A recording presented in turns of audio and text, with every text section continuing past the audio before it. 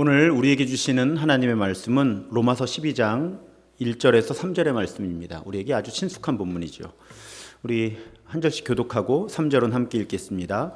그러므로 형제들아, 내가 하나님의 모든 자비하심으로 너희를 권하노니 너희 몸을 하나님이 기뻐하시는 거룩한 산 제물로 드리라. 이는 너희가 드릴 영적 예배니라.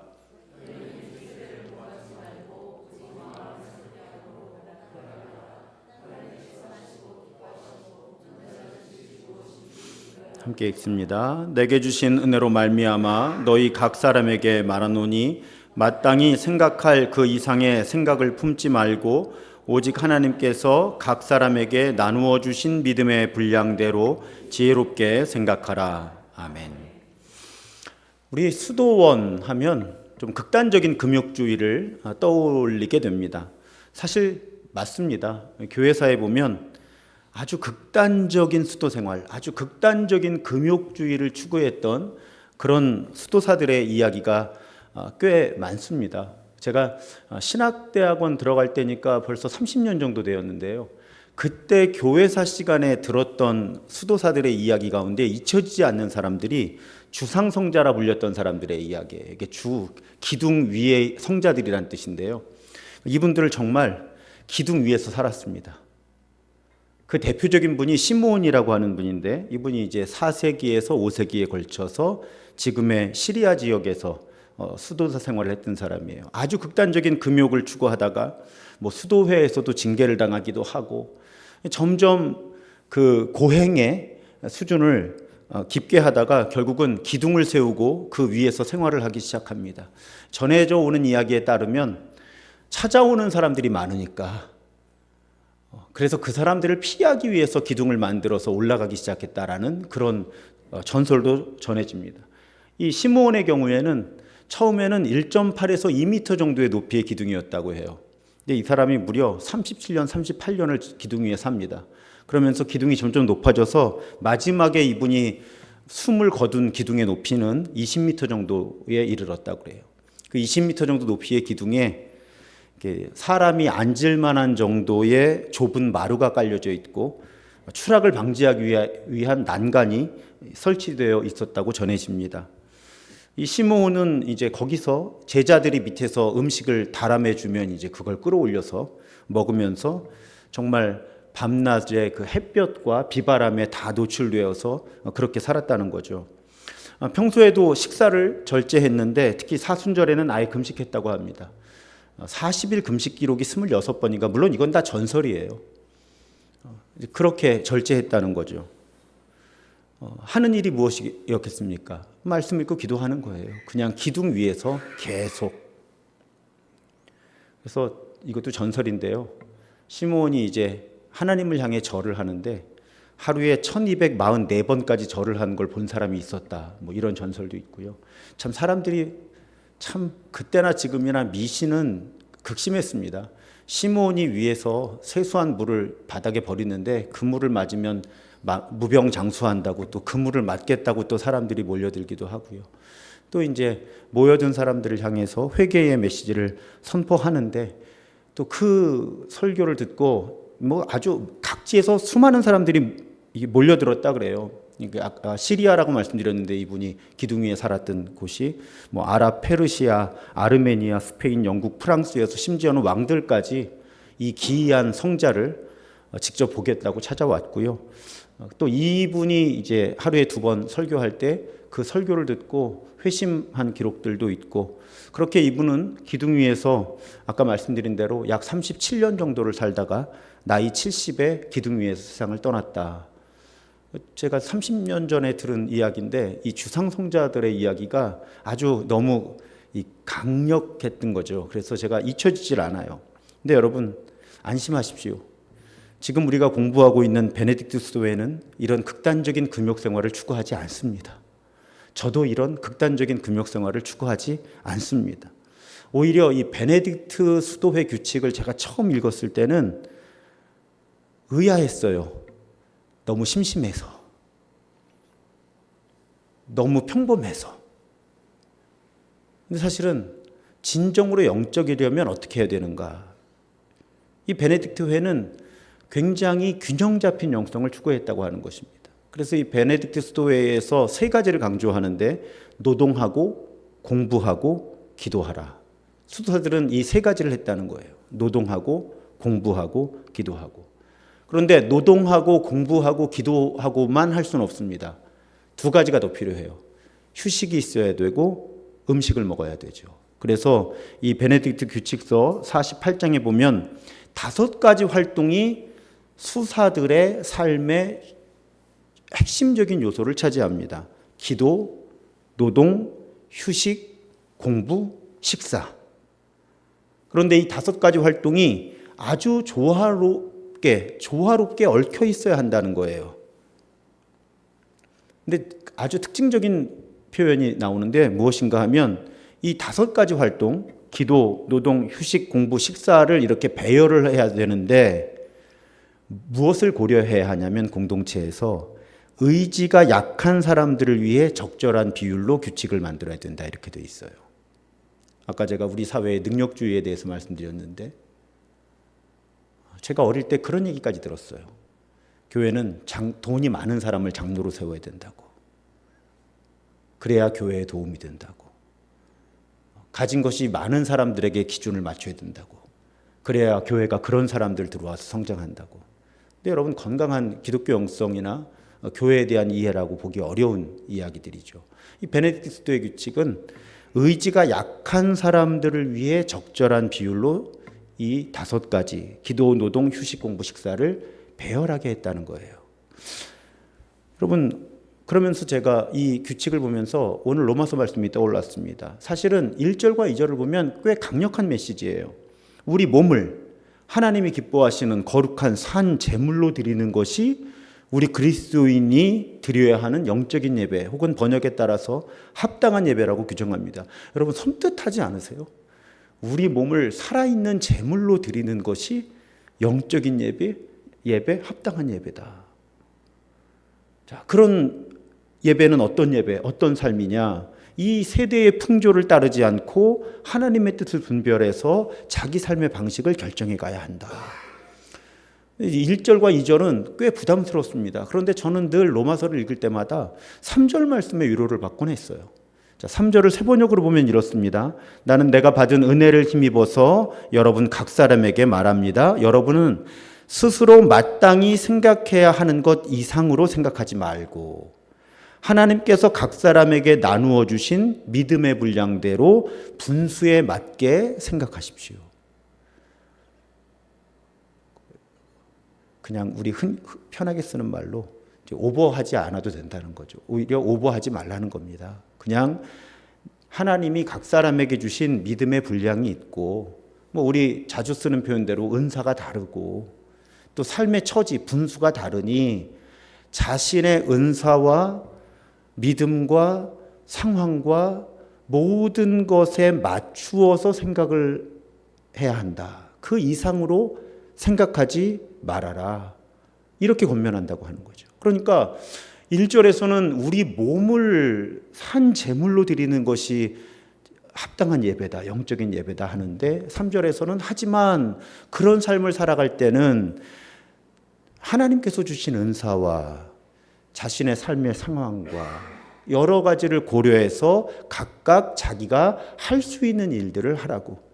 지난주 설교 마치고 내려왔더니 어떤 분이 저는 사실은 원고에 없던 그냥 지나가면서 제가 가끔 나누는 말씀이에요. 근데 그분이 위로받으셨다고 저에게 인사를 하셨는데 그 내용이 무엇이었는가 하면 하나님은 우리가 갖고 있지 않은 걸 달라고 하지 않으신다는 거예요. 할 수 없는 일들을 하라고 하지 않으신다는 거죠. 그 문장이 그 권사님께는 아마 위로가 되었던 것 같습니다. 수도원 규칙도 마찬가지예요. 왜? 수도원 규칙은 모두 하나님 뜻에 합당하게 살려면 개개인뿐 아니라 공동체가 그렇게 하려면 어떻게 해야 하는가에 대한 가르침인데 하나님께서는 우리 한 사람 한 사람의 부르심, 은사, 가지고 있는 것, 상황, 환경 모든 것에 맞추어서 하나님을 섬기도록 하나님의 일에 헌신하도록 그렇게 말씀을 우리에게 주셨다는 것입니다. 그래서 베네딕트 수도의 규칙도 의지가 약한 사람들을 위해 적절한 비율로. 가만히 생각해 봤어요, 여러분. 저도 요즘에 운동을 많이 못 하는데 왜 특히 여기 뭐 한두 번씩 그런 경험 있지 않으신가요? 연초에 굳은 결심을 하고 피트니스 클럽에 연회원권을 끊죠. 그리고 처음에 이제 근육 운동 한다고 뭐 한참 하고 뭐 그리고 이제 아파서 못 가죠, 며칠. 무리를 해서. 그리고 아주 발을 끊게 되는 그런 일들이 있죠. 마라톤 경기를 봐도 여러분, 초반에 선두 그룹을 형성하던 선수들이 끝까지 그 페이스를 유지하지 못하고 뒤처지거나 심지어 경기를 중간에 포기하는 경우들이 있죠. 공동체는 같은 원리로 이루어집니다. 여러분, 단체 경기를 보세요. 아무래도 잘하는 주전 선수들이 있고 잘 못하는 후보 선수들이 있습니다. 그런데 단체 경기에서는 이 잘하는 선수들과 조금 부족한 선수들이 얼마나 호흡을 잘 맞추냐가 매우 중요하죠. 아무리 잘하는 선수들이 잘해도 조금 기량이 뒤떨어지는 선수들과 호흡을 잘 맞추질 못하면 단체 경기에서 그 팀이 좋은 팀이 되는 건 어렵습니다. 그러니까 여러분 보세요. 개인의 영성 형성도 내 수준을 넘어서서 무리를 하게 되면 장기적으로 예수 그리스도를 온전하게 닮아가기 어렵게 되는 거예요. 또 교회, 어떤 신앙의 공동체 역시 성숙한 공동체를 이루려면 서로를 배려해 줘야 된다는 거예요. 함께 갈 수 있도록. 그런 원리가 성경에도 있고 당연히 성경을 바탕으로 공동체를 진정한 영적 공동체를 추구하던 베네딕트 수도의 규칙에도 이 정신이 스며들어 있는 거죠. 그래서 여러분 우리 교회에서도 이렇게 뭐를 딱 정해놓고 모두 다 합시다 하는 경우가 많지 않잖아요. 저도 마찬가지 생각이거든요. 모든 사람의 부르심이 다르고 모든 사람들의 은사와 상황이 다르거든요. 뭐 아주 쉬운 말씀으로 특별 새벽 기도를 하면 여기 구단지에 사시는 분하고 원흥에 사시는 분은 다르죠. 원흥에 너무 가까웠나요? 상대적으로? 다릅니다. 어떤 일을 똑같이 하려고 해도 30대가 다르고 80대가 다르죠. 근데 교회들이 제가 성장해 올 때는 굉장히 획일적인 문화가 강했던 거죠. 그런데 성경도 그렇고 이 베네딕트 수도의 규칙도 획일적인 문화가 영적인 형성에 오히려 도움이 되지 않는다는 거예요. 이건 전제가 있습니다. 각자가 일정 수준 이상으로 영적으로 깨어 있어야 되는 거죠. 안 그러면 그냥 퍼지는 거니까. 이 전제는 각자 그래도 그 공동체를 이루고 있는 사람들이 영적으로는 어느 정도 긴장감을 가지고 있어서 내가 무엇을 해야 하는지 할 수 없는지를 분별할 수 있는 수준이 된다는 전제로 할 때 그 공동체는 획일적인 무엇인가를 추구하기보다는 자신의 부르심과 은사와 상황과 모든 것을 고려하면서 자신이 어떻게 영적으로 성장하고 성숙해야 되는지를 디자인할 수 있어야 하고, 교회는 마땅히 그런 조화와 균형을 이룰 수 있도록 전체 목회, 전체 사역의 틀을 고려를 할 필요가 있다 하는 것이 성경과 베네딕트 규칙이 저에게 주는 도전이에요. 그래서 이 규칙서 40장에 보면요, 각 사람에게 은사가 다르다라는 성경, 이 베네딕트 규칙은 철저하게 성경에 대한 주석이라고 볼 수 있으니까 이 각 사람에게 은사가 다르다라는 성경 본문을 제시한 다음에, 그래서 자기가 아닌 다른 사람들의 음식과 음료의 양을 구체적으로 정하기가 다소 어렵다, 이런 얘기까지 나오는 거예요. 누가 뭘 얼마나 먹고 얼마나 마셔야 하고 마실 수 있는지를 천편일률적으로 결정해서는 안 된다는 거죠. 사람마다 다르니까. 그래서 보면 지역적인 상황이나 노동 강도 혹은 계절, 여름에 무더운 때하고 겨울에 추울 때가 다르잖아요. 그래서 포도주가 더 많이 필요할 때, 이때 포도주가 음료니까요. 포도주가 더 많이 필요할 때 혹은 더 적게 필요할 때 수도원장이 그 양을 결정하게 했다는 거죠. 사람마다 다르고 상황마다 다르니까 수도원장이 그걸 분별을 해서 포도주의 양을 정하게 했다는 거예요. 그리고 또 한 가지 있습니다. 포도주를 마시지 않는 것이 제일 좋겠죠. 취하니까. 하지만 수도사들이 이것을 이해하기 어려울 때는 적당히 마시게 하되 취하지 않도록 지도해야 한다. 이렇게 현실적인 조언들이 이 규칙서 안에 들어있는 거예요. 그러니까 수도사들이 무엇을 얼마만큼 먹고 음료수를 얼마나 마시는가가 이렇게 천편일률적으로 결정되지 않았다는 거예요. 사람마다 다르고 상황마다 다르고 계절마다 다르고 그 사람이 하는 노동 강도에 따라 다르고 이런 부분들까지 세심하게 배려해서 공동체를 이루도록 이 베네딕트 수도의 규칙이 작성이 되어 있다는 것입니다. 여기에 음식과 음료의 양이 포함되어 있는 것도 굉장히 중요해요, 여러분. 진정으로 영적인 것이 무엇인가 하는 것입니다. 여러분, 우리의 영성이라고 하는 건 자주 쓰는 표현으로 전인적이에요. 우리의 영적 상태에 있어서 몸의 상태와 마음의 상태는 분리되어 있지 않습니다. 과거에 이렇게 이분법적으로 잘못 가르치는 그런 공동체들이 꽤 많았던 것 같아요. 여러분, 우리 몸과 마음은 연결되어 있어요. 제가 수요치유 예배에서는 이 주제를 여러 번 말씀을 드렸죠. 그래서 이 베네딕트는 이렇게 신체의 필요와 영적인 필요는 뗄래야 뗄 수가 없다는 걸 알았던 거예요.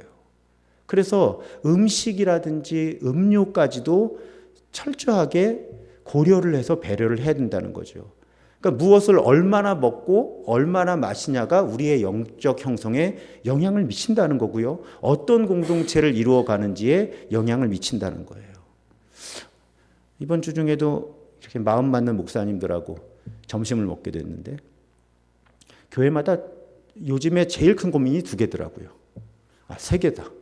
하나는 전도사님들을 못 구해서 다 필요한 목회자들을 특히 이제 부분 사역, 파트타임 사역자들을 필요한 만큼 찾지를 못해서 그게 어렵고요. 또 한 가지는 이제 당회를 앞두고 이제 이 속회 편성하고 임원 세우는 문제 때문에 교회들이 어렵고요.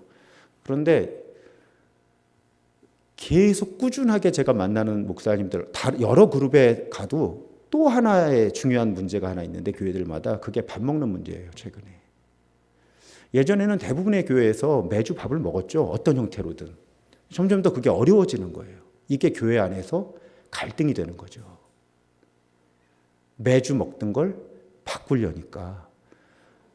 그것 때문에 굉장한 갈등이 되는 거예요. 여러분 보세요. 교회에서 밥 먹는 문제 가지고 싸워요. 그 싸움이 우리의 영성에 영향을 미치지 않을까요? 우리의 교회됨에 영향을 미치지 않을까요? 여러분, 영성이라고 하는 것 굉장히 포괄적이고 전인적이고 총체적인 거고요. 어떻게 보면 굉장히 우스울 만큼 얄팍하기도 한 거고 세심한 거기도 해요. 여러분, 교회에서 공동 식사할 때 음식이 부족해졌다고 생각해 보세요. 혹은 먼저 받은 사람하고 나중에 받은 사람하고 음식의 종류와 양이 달랐다고 생각해 보세요. 이런 것들이 별거 아닌 것 같아도요, 영향을 여러 차원에서 미치는 거죠. 그러니까 영성이라고 하는 것을 지나치게 정말 전통적으로 영적인 것 이렇게 해놓으니까 정말 영성이 무엇인지를 모르게 되는 거예요. 굉장히 추상적인 개념으로 만들어 놓는 거죠. 저기 어디 따로 떨어져 있는 뭐 신비한 뭔가 있는 것처럼. 아니에요.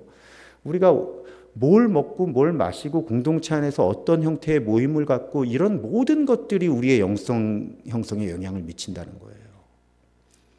그러니까 이 베네딕트 규칙서에 뭘 얼마나 먹고 마시는지까지를 세심하게 고려하도록 한 거예요. 그래야 진정한 영적 공동체가 마련이 되기 때문이죠.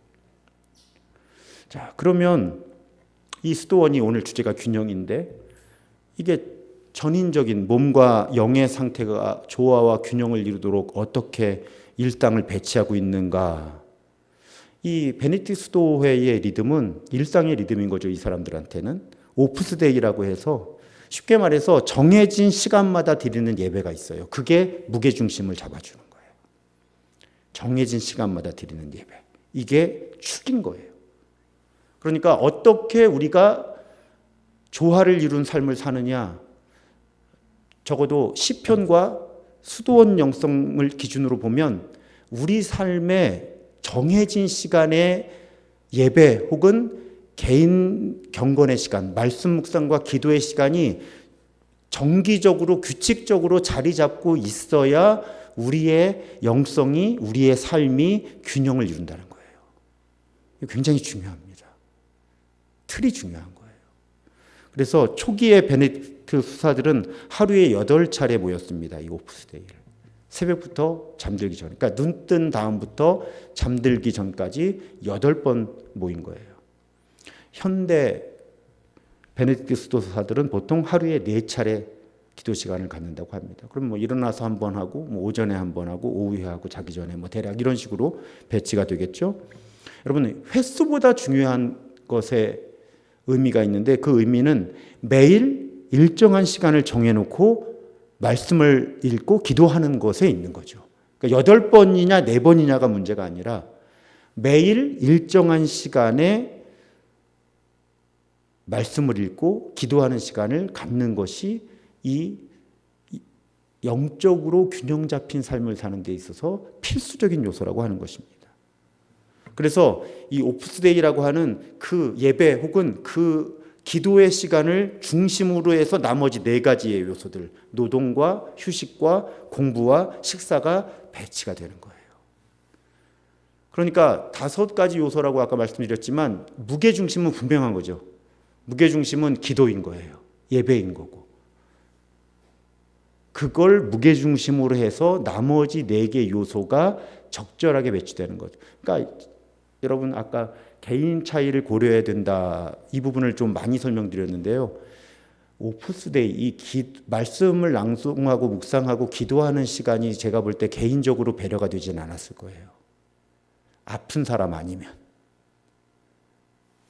이건 무게중심이니까. 그 다음에 다른 것들은 아마 상당히 더 많은 부분에 개인적인 차이가 고려가 됐을 것 같아요. 그래서 여러분 우리도 마찬가지죠. 우리도 예배가 중심을 튼튼하게 차지하고 있어야 되는 거예요.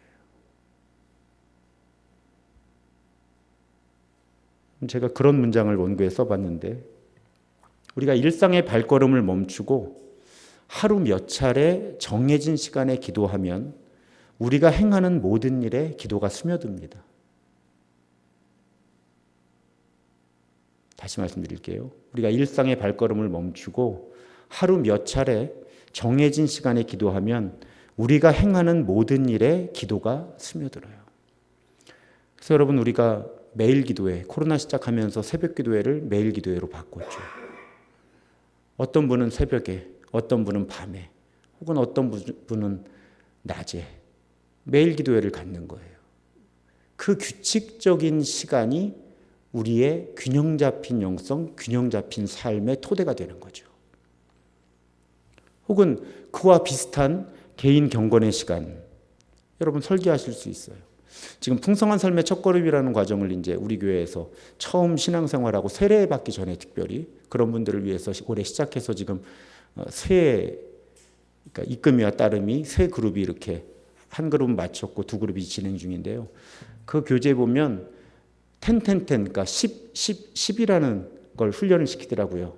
예수님의 제자로 내가 열심히 살아보겠다 결심하는 사람들에게 이게 뭐냐면 일어나서 10분, 점심에 10분, 밤에 10분 그 시간을 구분해서 말씀도 읽고 기도하는 시간을 갖는 거예요.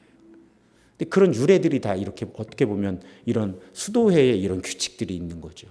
그렇게 해서 하루에 10분씩 3번의 말씀 묵상과 기도의 중심을 잡으면 이 사람은 말씀과 기도가 자기 일상의 삶 속에 스며들게 할 수 있는 거죠. 이게 정말 습관이 되면.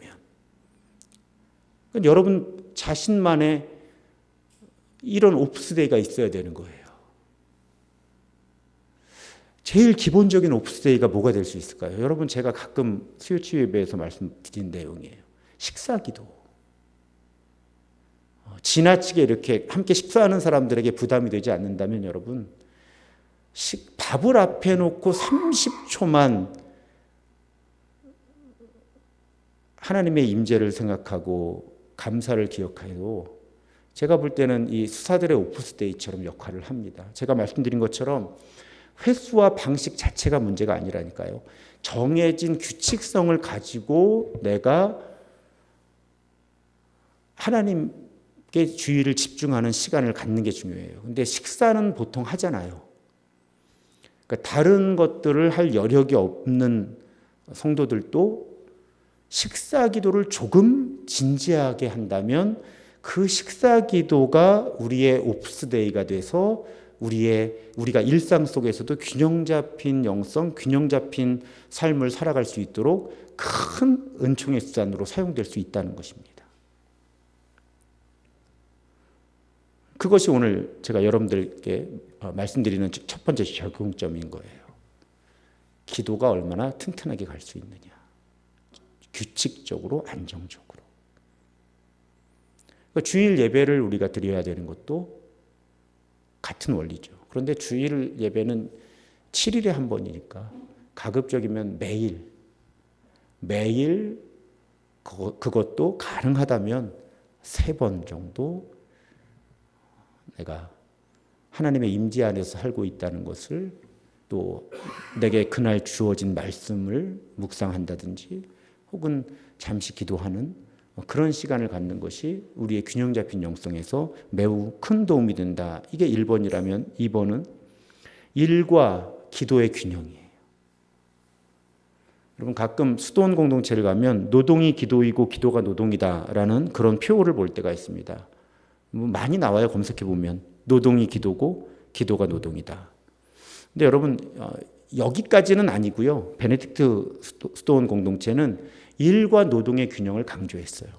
일과 노동의 균형을 강조하다 보니까 노동이 기도고 기도가 노동이다라는 말도 나온 것 같아요. 그래서 여러분, 수도회라고 해서 노동을 등한시하고 기도만 강조하지는 않았다는 거예요.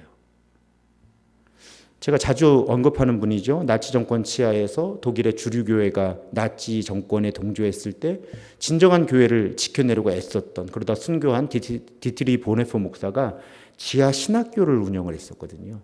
사실상 공동체였던 거예요. 숨어서 성경과 교회 역사와 이제 교회를 지켜내야 되니까 젊은 목회자들을 양성을 해야 되잖아요. 그런 지하 신학교를 운영을 하고 있었는데 그 지하 신학교에서 이런 글을 강조했다고 합니다. 기도와 일은 다른 것이다. 일이 기도를 방해하면 안 되지만 또한 기도가 일을 방해해도 안 된다. 기도와 일이 제각기 당연히 받아야 할 자기 몫을 받을 때 그 두 가지가 서로 밀접하게 관련되어 있다는 점이 분명해질 것이다. 하루에 노동이 없는 기도는 기도가 아니고 기도가 없는 일은 일이 아니다.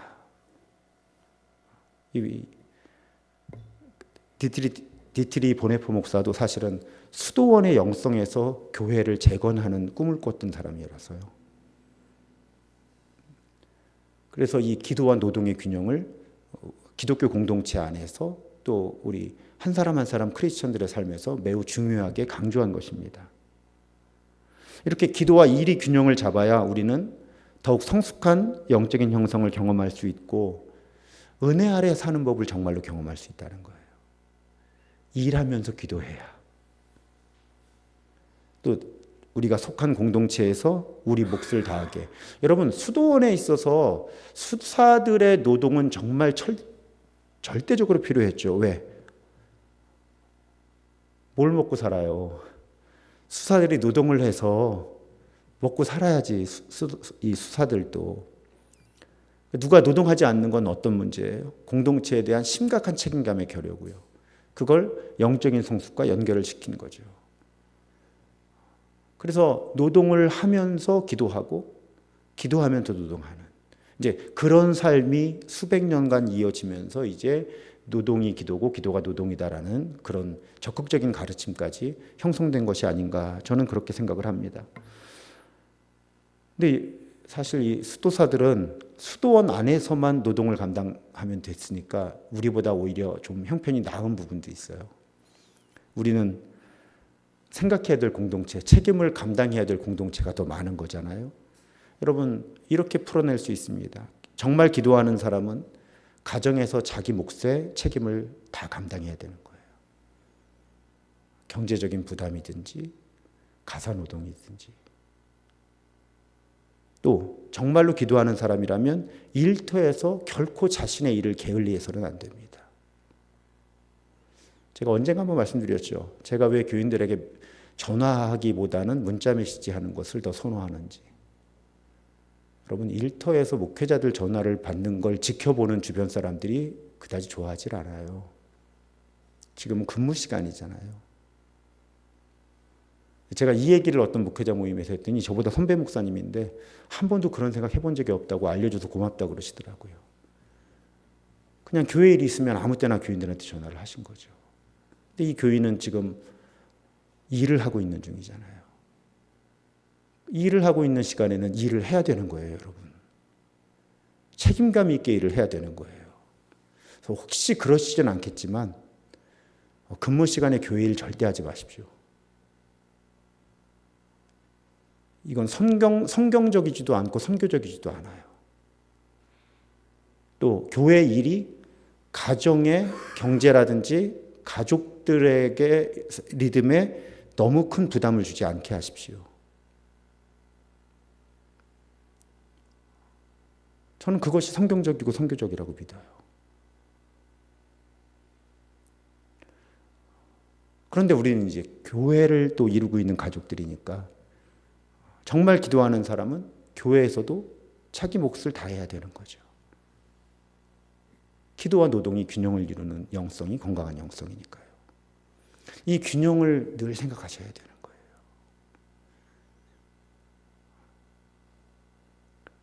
이제 가정과 교회다. 이제 보통 오늘날의 크리스천들은 교회의 우선순위를 두도록 너무 오랫동안 일관된 메시지를 들어왔기 때문에 저는 가정 이야기를 많이 하는 거예요. 근데 또 우리 교회 가운데 어떤 분들은 너무 가정에 무게를 두다가 교회의 구성원으로서의 책임을 등한시하게 될 수도 있겠죠. 일터까지. 어렵지만 어떻게 합니까? 우리 그렇게 살아야 돼요. 일터와 가정과 교회와 내가 어떻게 균형을 이루어서 살아가는 것이 건강하고 성숙한 영성인가. 이 부분이 흔들리면 많은 것이 무너지는 거예요. 일단 그분의 영적인 성숙이 균형 잡혀 있질 않습니다. 또 그분을 통해서 일어나는 선교적인 현상이 오히려 부정적이 될 수가 있는 거죠. 저도 그렇지만 많은 분들이 이야기하잖아요. 우리 아버지는, 우리 어머니는 너무 교회 일만 해서 내가 그 모습 때문에 싫어서 교회를 안 갑니다. 지금도 있어요. 우리 교인 가족들 중에도 있어요.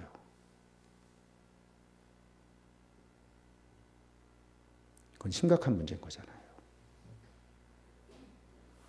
이런 균형이 완벽할 수는 없습니다. 저도 뭐 늘 자비판을 하잖아요. 설교하면서. 저도 계속 노력하는 거예요. 가정과 교회를 어떻게 하면 균형을 이룰까? 정답은 없죠. 수학능력시험, 저희 아들이 수학능력시험 보는 날, 수학능력시험 보는 날 우리 교회 뭘 합니까? 자녀를 위한 기도회로 모이잖아요. 근데 저희 아들이 성남에서 시험 봤잖아요. 거기 고시원에 있다가. 정말 심각하게 고민한 거예요. 아침에 가서 얘를 태워다 줘야 되나? 여기서 자녀를 위한 기도회를 1교시부터 이끌어야 되나? 교역자들하고도 의논했어요. 그때. 분별을 해야 됐습니다. 근데 우리 교역자들이 목사님, 아무래도 다녀오시는 것이 맞는 것 같습니다. 1교시는 저희들이 시작하겠습니다. 다녀오세요. 무엇이 정답일까요, 여러분?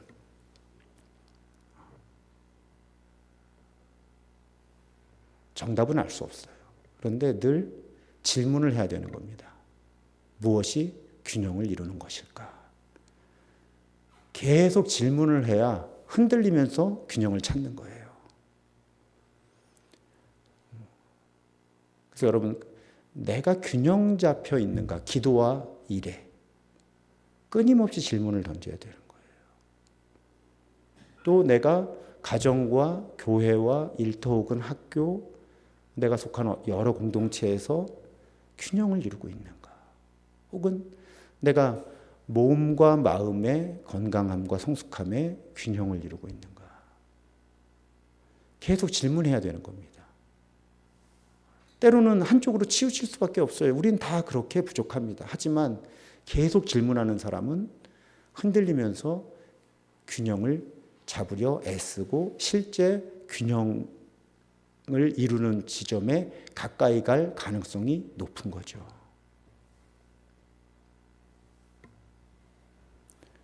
이렇게 우리가 기도와 일의 균형을 잘 지켜나갈 때 우리는 일상에서 이루어지는 일을 통해서 이 세상에서 하나님께서 이루시는 일을 더 깊이 알 수 있게 되는 거예요. 또 하나님께서 이 세상 속에서 또 내가 속한 공동체에서 이루시는 일들을 보면서 거기에 참여하는 기쁨을 누리게 되는 겁니다. 여러분, 교회에서 예배하고 봉사할 때만 영적인 시간이 아니에요. 가정에서 가사노동을 하는 시간, 육아를 하는 시간도 영적인 시간입니다. 일터에서 내가 아주 사소해 보이는 일을 할 때도 그 시간도 영적인 시간인 거예요. 그래서 이 베네딕트는 무슨 일을 하는가가 중요하다기보다는 어떻게, 누구를 위해, 무슨 목적으로 그 일을 하는가가 중요하다. 일 자체가 중요하다는 게 아니에요. 어떤 마음으로, 무엇을 위해, 어떤 방법으로 그 일을 하느냐가 중요하지. 제가 막 짜증을 내면서 설거지를 해도 설거지고, 아주 은혜 안에서 행복하게 설거지를 해도 설거지인 거예요. 그러니까 설거지를 하는 행위 자체가 중요한 게 아니라 어떤 마음으로 무엇을 위해서 어떤 태도로 설거지를 하느냐가 중요하다는 뜻이죠. 왜 자꾸 제 입에서는 설거지 얘기만 나올까요? 제 뇌 안에 설거지에 대한 생각이 너무 가득한가 봐요. 빨리 설거지를 벗어나야 될 텐데. 설거지를 벗어난다는 게 설거지를 안 하겠다는 뜻이 아니라 설거지가 더 이상 저에게 비중 있는 얘기가 되면 안 되는데 아직 적응 기간이에요, 지금. 그런 것 같아요. 자꾸 예화가 설거지가 나오는 거 보니까. 그래도 감사한 건 제가 설거지를 강조하다 보니까 남편 교인들 중에 설거지를 하시는 비율이 늘어나고 있다는 간증이 있어서 굉장히 감사하게 생각하기도 합니다. 그래서 여러분, 아무리 시시하고 하찮아 보이는 일도 하나님의 뜻, 하나님의 마음을 담아서 하면 하나님의 일인 거예요. 하나님의 일인 거예요. 우리 여자분들은 사회가 못 돼서 경력 단절이나 이런 것 때문에 육아가 굉장히 스트레스인데 사실은 육아는 신성한 소명인 거죠. 사실은 본질은. 이게 이제 가정이나 사회가 그걸 뒷받침해 주지 못하는 게 문제인 거지. 사실 육아는 신성한 소명이잖아요. 한 생명이 태어나서 온전하게 자라나는데 그 기간이 얼마나 중요해요. 그렇잖아요. 우리가 자꾸 세상의 통념에 따라서 어떤 일의 중요성을 판단하려고 하지 말고 이제 하나님의 뜻, 하나님의 마음에서 어떤 일의 중요성을 분별할 수 있어야 되는 거죠. 그래서 제가 마더 테레사의 글들을 좋아하는데 제가 좋아하는 글이 이런 거예요. 우리 모두가 위대한 일을 할 수는 없어요. 그렇잖아요. 그런데 위대한 사랑으로 작은 일을 할 수는 있다는 거죠. 제가 그 말 참 좋아해요. 정삼위 목사가 무슨 위대한 일을 하겠어요. 오히려 저는 위대한 일을 하려고 그러면 망가질 거예요. 그런데 위대한 사랑으로 작은 일을 할 수는 있잖아요. 위대한 사랑으로 교인 한 사람 한 사람 만나고, 위대한 사랑으로 예배 준비하고 설교하고, 위대한 사랑으로 왕따반도 이끌고, 그럴 수 있다는 거예요. 그것과 연관해서 또 마더 테레사는 그런 말을 했습니다. 여러분, 세상을 바꾸고 싶으십니까? 세상을 바꾸고 싶다면 빨리 집으로 돌아가서 가족들을 사랑해 주십시오.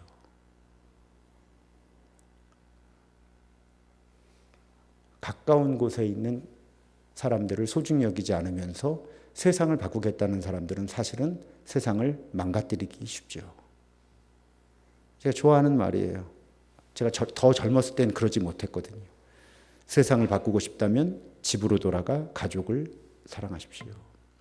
여러분, 이제 돌아오는 주일에 삶의 규칙 2025년 작성 시작하는 주예요. 12월 첫 주죠. 자, 우리 교회의 삶의 규칙이 이런 모든 생각들을 통과해서 나온 거예요. 균형. 어떻게 하면 균형을 이루어서 영적으로 성장할 수 있을까? 그런데 누군가가 정해주질 않고 뭘 하라고 오래 고민했거든요. 어떻게 하면 우리 교인들이, 우리 교회가 균형을 이루어 성장할 수 있을까? 대신 누가 정해주면 안 돼. 왜? 1년에 성경 한 번을 통독할 수 있는 사람이 있고 그게 너무나 버거운 사람이 있거든요. 그 오랜 시간의 고민 끝에 나온 게 삶의 규칙이에요. 이번 주일 설교에서도 나올 수밖에 없는데요. 여러분, 내가 어떻게 공동체 예배에 참여할까? 어떤 빈도로, 어떤 예배에? 내가 어떻게 개인 영성 훈련의 시간을 가질까? 아까 제가 예를 들어드렸잖아요. 정 안 되면 하루 3번 식사 기도를 진지하게 하는 걸 쓰라는 거예요. 거기다. 난 그게 최선이면, 정말 최선이면. 또 교회 안에서는 내가 어떻게 섬겨야 할까? 왜? 가족이니까 책임을 져야 되니까, 공동체에 대해서. 또 하나님의 일은 온 세상에서 이루어지고 있는데 이 세상에 하나님께서 이루시는 일을 보기 위해서 나는 교회 밖에서는 도대체 뭘 할 수 있을까? 한 달에 1시간을 낼 수는 없을까? 한 달에 1시간을 낼 수 있다면 뭘 할까? 그게 교회 밖의 선교죠. 이 모든 일은 돈의 사용과 연결되어 있으니까 내 수입의 몇 %를 어떻게 쓰는 것이 하나님의 뜻일까? 하나님의 마음일까? 또 안식. 우리 이런 거 다 하다 보면 못 쉬니까 아예 쉬는 걸 잘 적어놔야 되잖아요. 나는 어떻게 안식할 때 내 몸과 마음에 회복이 있을까? 하나님이 나를 창조하실 때의 리듬을 회복할 수 있을까? 그리고 이건 결코 혼자 할 수 없으니까 누구와 이 삶의 규칙을 함께 만들고 지켜나갈까? 누구랑 이걸 점검해주고 서로 격려도 해주고 함께 할 수 있을까? 그걸 12월에 잘 정해놓으면 여러분 1년이 평안한 거죠. 왜? 고민 안 해도 되니까. 그러면 그 삶의 규칙을 통해서 우리가 균형 잡힌 사람들이 되는 거고요. 제가 장담하는데 하나님이 부르셔서 교인들이 섬기면 그 교회는 부족한 게 없어져요. 왜? 하나님이 모으셨기 때문에 그 교회 교인들이 교회 안에서 내가 이 정도의 몫은 감당할 수 있어 하고만 움직이면 그 교회는 결코 부족함이 없이 남습니다. 모든 자원이 남게 돼 있어요. 이게 하나님이 교회를 설계하신 원리예요. 그래서 이런 과정들은 우리 한 사람 한 사람을 영적으로 균형 잡힌 성숙으로 안내할 뿐 아니라 우리 교회를 더 완전한 그리스도의 몸이 되게 하는 과정이 되게 하는 거죠.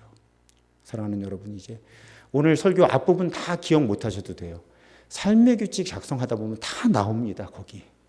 내가 어떻게 균형 잡힌 사람으로 빚어질 수 있을까.